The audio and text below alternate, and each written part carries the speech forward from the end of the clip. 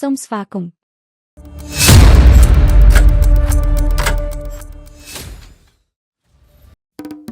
ប្រាសាទចាស់សាយទេវតាគឺជាទីស្ថានសាសនានិងប្រវត្តិសាស្ត្រដ៏សំខាន់មួយក្នុងប្រទេសកម្ពុជាជាពិសេសក្នុងតំបន់បុរាណវិជាអង្គរដ៏ល្បីល្បាញប្រាសាទនេះត្រូវបានគេស្គាល់ផងដែរថាជាប្រាសាទចាស់សាយទេវតាស្ថិតនៅភាគខាងកើតនៃអង្គរធំនិងនៅខាងពងនៃប្រាសាទធម្មនំដែលធំជាងនៅជិតទ្វារជាងជ័យ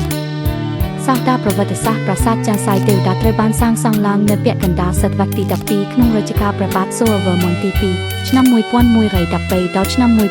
1115ដែលជាសិទ្ធិល្បីល្បាញខាងការកសាងប្រាសាទអង្គរវត្តទោះជាយ៉ាងណាក៏ដោយអ្នកប្រាជ្ញខ្លះជឿថាការបន្ថែមវាការស្ដារឡើងវិញអាចកើតមានឡើងក្រោមស្នាប្រហ័សនៃព្រះរាជាជាបន្តបន្ទាប់រួមទាំងព្រះបាទជ័យវរ្ម័នទី7ផងដែរប្រាសាទនេះត្រូវបានឧទ្ទិសដល់អាទិទេពហិណ្ឌូជាពិសេសព្រះសិវៈនិងព្រះវិស្ណុដែលឆ្លុះបញ្ចាំងពីការគោរពប្រតិបត្តិសាសនារបស់អាណាចក្រខ្មែរក្នុងសម័យនោះក្រោយមកដោយសារព្រះពុទ្ធសាសនាកាន់តែមានឥទ្ធិពលនៅក្នុងប្រទេសកម្ពុជាអដ្ឋិធាតុព្រះពុទ្ធអង្គមួយចំនួនត្រូវបានបញ្ចូលទៅក្នុងរូបចម្លាក់និងរចនាសម្ព័ន្ធរបស់ប្រាសាទ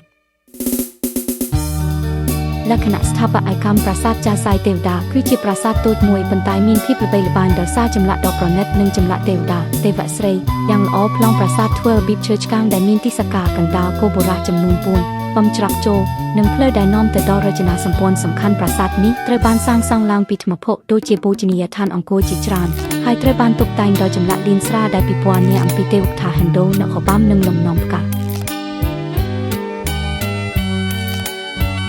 ការស្ដារនិងអភិរក្សជាច្រើនសតវត្សមកហើយចាស់សាយទេវតាបានទទួលរងនូវការពុកផុយនិងការលួចប្លន់បឹងបម្រែបម្រួលនៃធម្មជាតិនៅដើមទសវត្សរ៍ឆ្នាំ2000ប្រាសាទនេះត្រូវបានជួសជុលយ៉ាងប្រុងប្រយ័ត្នដោយមានការគាំទ្រយ៉ាងសំខាន់ពីអ្នកបុរាណវត្ថុវិទូនិងអ្នកអភិរក្សចិនបំណែកធម្មចាស់ជាច្រើនត្រូវបានគេហឹបឃើញនៅរាយប៉ាយប៉ុន្តែកិច្ចខិតខំប្រឹងប្រែងជួសជុលឡើងវិញបានគ្រប់គ្រងផ្នែកសំខាន់នៃប្រាសាទឡើងវិញដែលអាចឲ្យអ្នកទស្សនានាបច្ចុប្បន្ននេះពេញចិត្តចំពោះភាពអស្ចារ្យរបស់វាកាលពីសម័យដើម